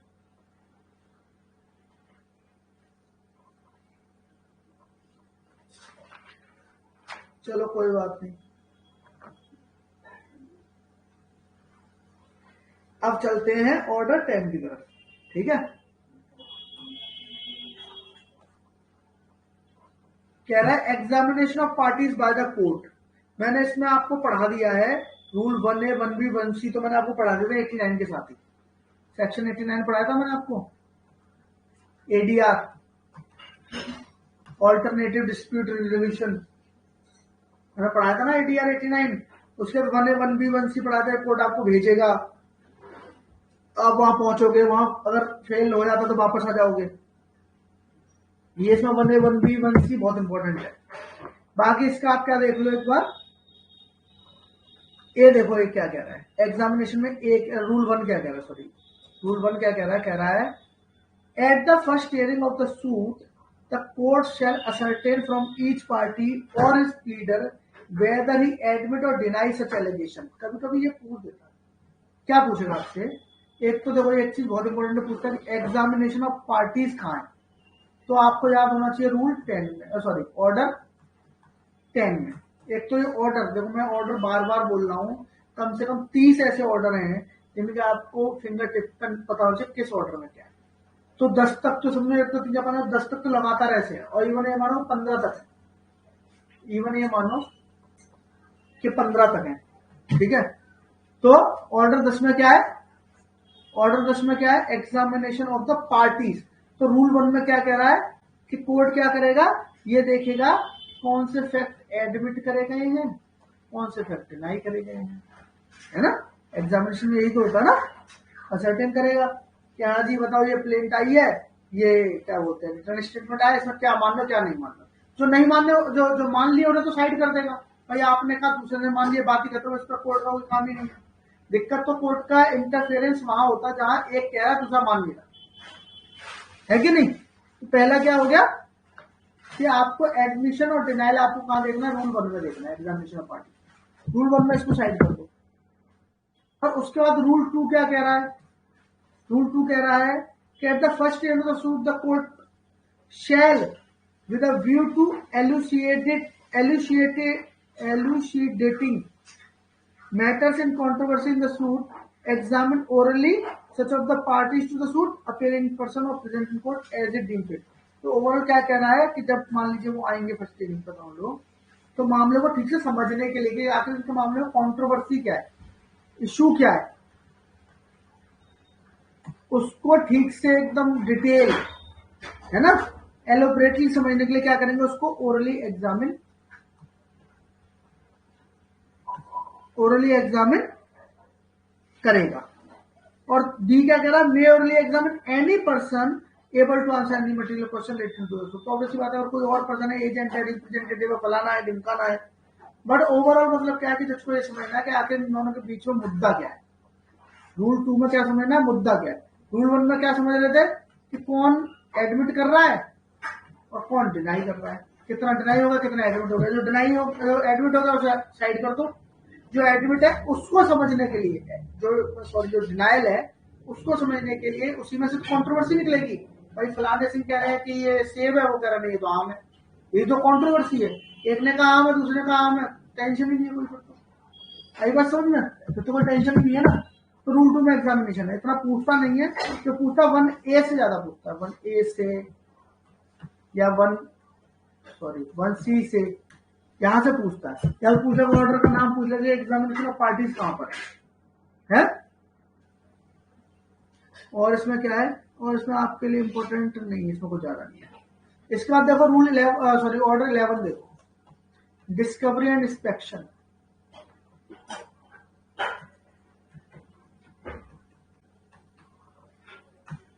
डिस्कवरी एंड इंस्पेक्शन का जो ऑर्डर है ये ऑर्डर आपके लिए इंपॉर्टेंट है, आपके लिए इसका कोई क्या बोलते हैं इसको,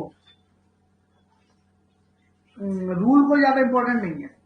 और इसका अगर आप रूल देखना चाहो, अगर आपके लिए एक तो पॉइंट यहाँ पर निकल कर आता है, वो रूल 21 में देख लेना आप इसी का। ऑर्डर 11 तो इंपॉर्टेंट है आपका, डिस्कवरी एंड इंस्पेक्शन, मगर इसका रूल कोई ज्यादा इंपॉर्टेंट है। रूल 21 आप देख लेना, मैं बता भी देता हूँ आपको। हल्का से एक रीडिंग है, दिमाग में हल्का सा इसके आंखों पे आगे से निकाल लोगे तो अच्छा रहेगा आपके लिए, है ना।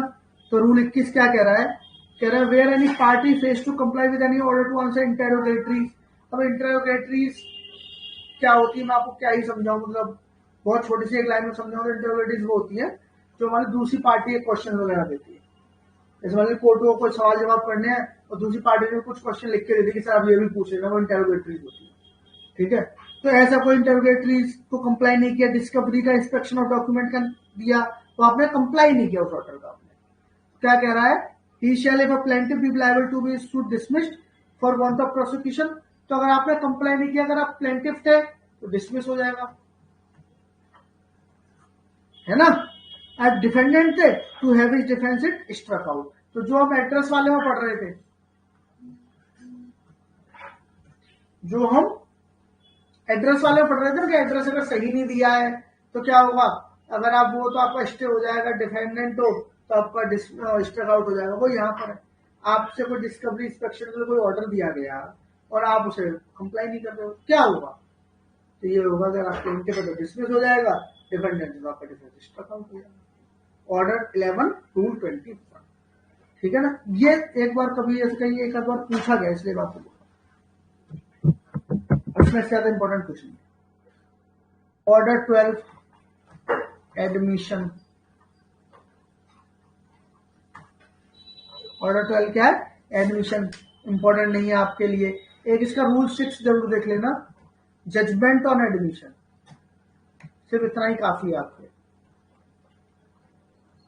जजमेंट ऑन एडमिशन, ठीक है। एडमिशन का ऑर्डर कौन सा है ये याद रखना, और जजमेंट ऑन एडमिशन। देखो जब भी आप रिवाइज करना सीपीसी, जब आप रिवाइज करोगे, आप सेक्शंस को रिवाइज करोगे, ऑर्डर रूल्स को करोगे एक दो में, मगर ऑर्डर्स का ना एक अलग से रिवीजन मारना, ऑर्डर 1 से लेके और ऑर्डर लास्ट तक जाना, और उंगलियों पर सिर्फ ऑर्डर के नाम एक बार जरूर याद करना, ये बहुत जरूरी है। कि मतलब जैसे पहला हो गया कि पार्टी दूसरा होगा फ्रेमिंग ऑफ द सूट, इसको तीसरा मतलब ऐसा होगा प्लीडर हो गया है ना, चौथा होगा इंस्टीट्यूशन हो गया, पांचवा होगा सम्मन हो गया, है ना, छठा होगा प्लीडिंग, सातवा होगा प्रिंट, आठवां हो गया रिटर्न स्टेटमेंट, नौवा हो गया अपीयरेंस नॉन अपीयरेंस, 10वां होगा एग्जामिनेशन, 11वां हो गया आपका डिस्कवरी, 12 हो गया एडमिशन। ऐसे एक लाइन में ना आप सिंगल वर्ड के साथ आप ऑर्डर जरूर याद करना,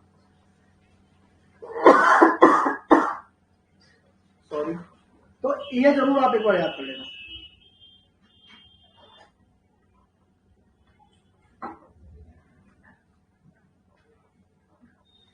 क्योंकि कई बार पता क्या होता है, जब ऑप्शन आपको देता है ना, अलग अलग ऑर्डर के अलग अलग रूल लिख देगा। अब क्वेश्चन एडमिशन से पूछ रहा है तो ऑर्डर 12 से मान लो सपोज करो लिखा ऑर्डर 12 रूल 6 सपोज करो, और बाकी तीनों ऑप्शन के ऑर्डर 13 से दे दिया, ऑर्डर 14 से दे दिया। अब आपको अगर ये भी पता है ना कि एडमिशन ऑर्डर 12 में है, तब भी आप सही मान दो कि अरे ये तो ऑर्डर 12 में एक ही ऑप्शन दिया। आई बात समझ में, ऑर्डर याद होना तो बहुत जरूरी है, इसलिए ऑर्डर आप जरूर याद करना। इसका मैं जो आपको रूल 6 बता रहा था वो ये था, जजमेंट ऑन एडमिशन, कहना where admission of fact have been made either in the pleading और अदरवाइज। तो आपने प्लीडिंग में क्या किया, आपने उसको क्या किया, एडमिट कर दिया, है ना, वेदर ओरली और इन राइटिंग, तो आपने कोर्ट में आके एडमिट कर दिया राइटिंग में। The court made any stage of the suit either on the application of any party or of his own motion and without waiting for the determination of any other question. तो किसी और issue को settle करने से और उस पर evidence देने से बढ़िया क्या करेगी, मेक सच ऑर्डर और give such judgment as it may think fit having regard to such admission. आपने एडमिट कर लिया, अगले ने आप पे एलिगेशन किया था, बात खत्म, जजमेंट दे देंगे। तो जजमेंट ऑन एडमिशन का है रूल 6 में, ऑर्डर 12 रूल 6 में ये पूछ देता है, इसलिए आपको बता देते हैं। इसके बाद आता है ऑर्डर 13, ठीक है। तो इसमें आपको इंपॉर्टेंट वर्ड क्या है, इम्पाउंड। इंपाउंड का ऑर्डर कहां पर है? ऑर्डर 13 है। इतना आपके लिए सिर्फ इतना ही बहुत है, ठीक है। ऑर्डर 13 में क्या है? इंपाउंड, ठीक है। इतना, बस इतना ही काफी ऑर्डर 13, इसका सिर्फ इतना नाम याद रखना। फिर आता है आपका ऑर्डर 14। ऑर्डर 14 का सेटलमेंट ऑफ इशू। ऑर्डर 14 क्या है? सेटलमेंट ऑफ इशू है। अब क्या हुआ, पार्टी वार्टी आ गई, सब कुछ हो गया, सम्मन चला गया, सारे काम हो गए, अपीयरेंस नॉन अपीयरेंस भी हमने देख लिया, एग्जामिनेशन भी हमने कर लिया। फर्स्ट हियरिंग पे तुम आ रहे हो नहीं आ रहे, आप सपोज करो आपको फर्स्ट हियरिंग पे आ रहे हो नहीं आ रहे हो, तो ऑर्डर 9 देख रहा था, है ना। तो ऐसे ही अगर मान लो कि ऑर्डर 14 में आप नहीं आ रहे हो नहीं आ रहे हो, तो वो कहाँ देखेगा? ऑर्डर 14, सॉरी आप रिमेनिंग सब्सिक्वेंट हियरिंग पे आ रहे नहीं आ रहे, ऑर्डर 14 देखेंगे, वो आगे देखेंगे। और इसमें देखो पहले क्या करा, फ्रेमिंग ऑफ इशू, इशू को फ्रेम करने की बात कर रहा है।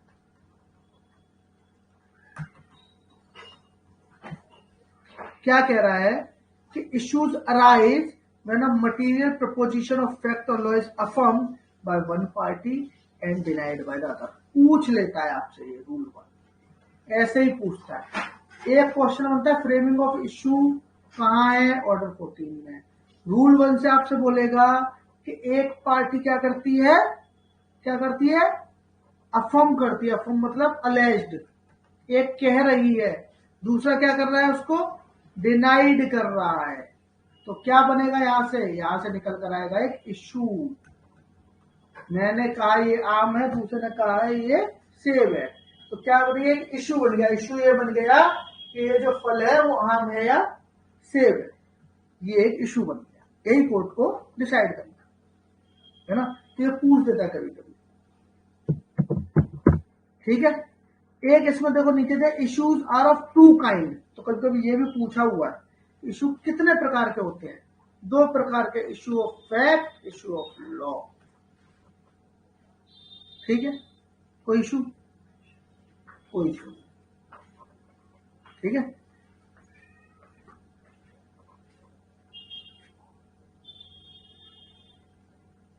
अब देखो इसका रूल 5 आप पढ़ लो, पूछता तो नहीं है मगर फिर भी पढ़ो इसी को।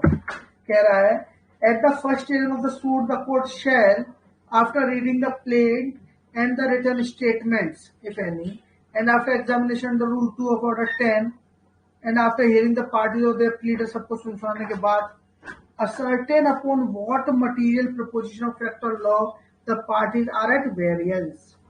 Variance मतलब वेरियंस मतलब कितने उस पर है। वेरियंस को क्या बोलेंगे हिंदी में? क्या बोलते हैं वेरियंस को? आप हिंदी का बेरेक्ट हो गया, मुझे देख के बताओ वेरियंस को क्या बोलते हैं। वेरियंस जैसे मान लो कितने अलग है ना, अलग ही बोलेंगे ना। क्या लिखा है इसमें हिंदी वाले बेरेक्ट में? क्या लिखा है देख के बताना मुझे।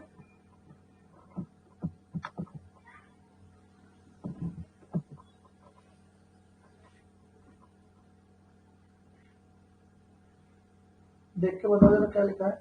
वेरियंस का मतलब मैं सही समझ रहा हूँ ना, कितना एक दूसरे से कितना डिफरेंशिएट कर रहे हो आप, है ना, यही तो है।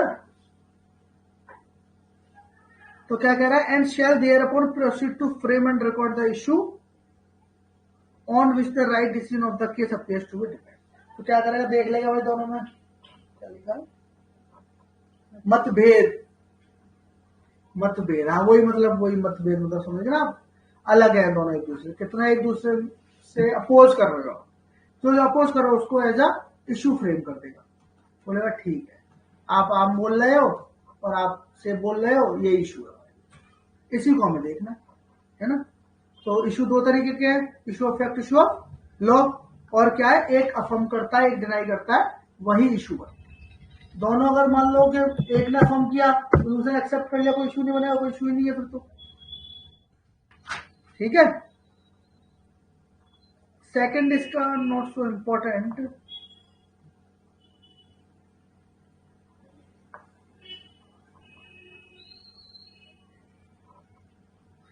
इसका ना नहीं, इसका नहीं, इसमें कुछ भी ऐसा नहीं है आपके लिए इम्पोर्टेंट, इतना काफी है। ऑर्डर 14 का रूल बनी काफी है, इसमें और कुछ इम्पोर्टेंट नहीं, ठीक है। और इसका फिर आप देखो आगे बढ़ो, रूल 15, सॉरी ऑर्डर 15 पे आ जाओ। ऑर्डर 15 मैंने आपको बताया था, इसका तो नाम ही पूछ देता आपसे, बहुत इंपॉर्टेंट है इसका नाम, disposal of the suit eight the first hearing. और अब मैं आपसे पूछूंगा एट फर्स्ट हियरिंग। ये बताओ, मैंने इसके बारे में संबंध पढ़ाया था आपको, कहां पढ़ाया था? पढ़ाया था disposal of suit of first hearing. First hearing पर अगर कोई डिस्पोज करेगा तो एक संबंध भेजेगा, उसमें लिख के भेजेगा, क्या अपने जितने क्या बोलते हैं विटनेस वगैरह है, जो एविडेंस है, उन सबको लेकर आ जाओ एक बार में, पहली हियरिंग पे लेकर आ जाओ। बताओ मैंने कहां पढ़ाया था आपको? बताओ बताओ। डायरेक्ट वापस मत पलटना, याद ना हो तो बता देना मुझे, याद नहीं।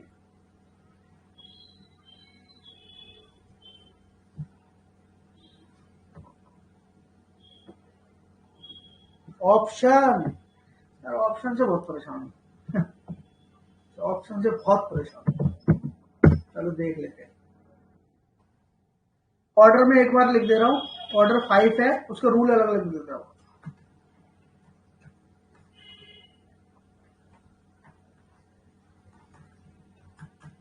बताओ।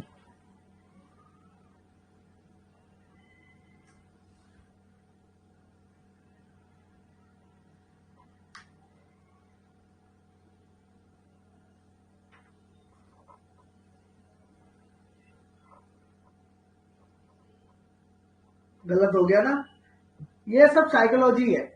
मुझे पता था कि पहली बार आंसर 389 दिया था ना, इसलिए पहले वाले को इस बार कोई बताएगा नहीं, इसीलिए मैंने रूल 8 सबसे पहले सही आंसर कोई पहले लिखा था।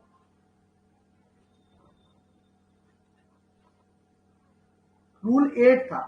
रूल 5 में ये लिखा था कि कोर्ट ये संबंध भेजने से पहले डिसाइड करेगा कि मुझे संबंध जो भेजना है वो इश्यू फ्रेम करने के लिए भेजना है या डिस्पोजल ऑफ सूट के लिए भेजना है। रूल 8 में लिखा था कि डिस्पोजल के लिए आप अगर संबंध भेजोगे तो उसमें लिखकर भेजोगे कि जितने विटनेस वगैरह उन सबको लेकर आ जाओ पहली हियरिंग पे। मैं पहली हियरिंग पे डिसाइड करने वाला हूं आपका केस। तो मैंने बताया भी था कि ऑर्डर 15 में जो है तो पहली हियरिंग पे ही केस डिसाइड हो जाता है। समझ में आई बात नहीं आई? याद भी आ गई होगी, आ गई याद नहीं आई? अब याद आ गई। तो ये वही वाला ऑर्डर 15 है। ऑर्डर 15 क्या कहता है? Disposal of suit on the first hearing, पहली हियरिंग पे। छोटा सा मैटर है, कोई इशू बहुत बड़ा है नहीं, एक ही इशू है, मान लो ऐसा कोई बहुत छोटा मोटा इशू है ना। ये कलर लाल है कि काला, ये इशू बन रहा है, बताओ। तो कह रहा है काम करो, तुम अपने जितने आदमियों ने लेकर आते पहली हियरिंग पे डिसाइड कर दो, इसमें बहुत ज्यादा कुछ है नहीं, इसमें क्या मैं इशू फ्रेम करूंगा छोटा सा मैटर से खत्म करने के लिए। तो पहला देखो रूल, ऑर्डर 15 का रूल 1 देखो आप क्या कह रहा है। कह रहा है where at the first hearing of suit it appears that the parties are not at issue, या तो मान लो इशू पे है ही नहीं, और on any question of law और फैक्ट द कोर्ट में एट वंस प्रोनाउंस जजमेंट। अगर इशू पे है ही नहीं तो सीधे जजमेंट सुना देगा, सीधे क्या करेगा? जजमेंट ही सुना देगा। रूल 1 में अगर कोई इशू ही नहीं आ रहा है तो सीधे जजमेंट सुना दो, है ना। रूल 2 क्या कह रहा है?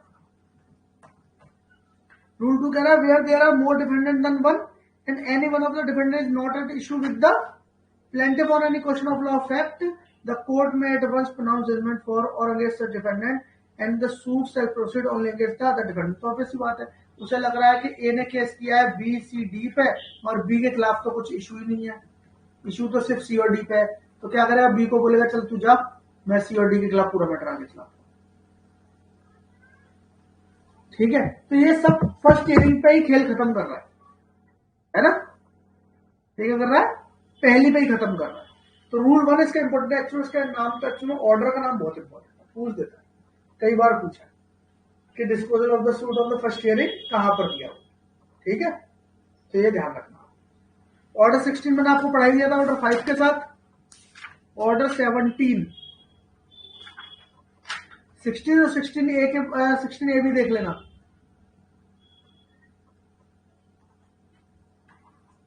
ऑर्डर 16A भी देख लेना कि attendance of Indian confined detention prison. तो प्रिजन में अगर कोई है तो वो कैसे, उसको मतलब कि उसका अटेंडेंस वगैरह, उसका प्रेजेंस कैसे होगा, ये नाम मतलब आप मान लो इसके 2% चांस है पूछने के। 98% नहीं है, मगर क्योंकि जहां भी ए लग जाता है ना, किसी सेक्शन में ए लग जाए, किसी ऑर्डर में ए लग जाए, वो अपने आप में ऐसे इंपॉर्टेंट सिर्फ इसलिए हो जाता है कि उसका ए लग गया उसका, है ना। तो ए क्लास सिटीजन हो जाता है वो, ए लग जाता है तो ए क्लास सिटीजन का मतलब उससे पूछने का चांस ज्यादा है। तो प्रेजेंस से रिलेटेड अगर अटेंडेंस की बात है तो वो ऑर्डर 16 ए याद है, ठीक है। अब आ जाओ ऑर्डर 17। ऑर्डर 17 बोले तो एडजॉर्नमेंट। एडजॉर्नमेंट और एडजॉर्नमेंट के साथ में आपको एक बात और बता देता हूँ कि यहीं पर हम अपने क्लास को एडजॉर्न कर देते हैं। एडजॉर्न को समझते हो ना, ऐसे स्थगित कर देना। शायद मुझे लग रहा है हिंदी का प्रॉपर वर्ड मैंने बोला होगा, स्थगित करना ही होता होगा, है ना। बताना जरा स्थगित होता है क्या,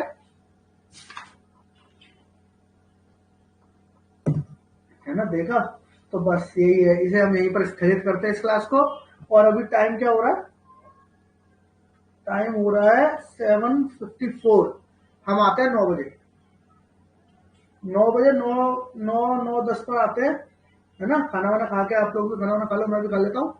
9:15 फिर आगे क्लास को रिज्यूम करते हैं, सीपीसी खत्म करेंगे, ठीक है। चलो ओके।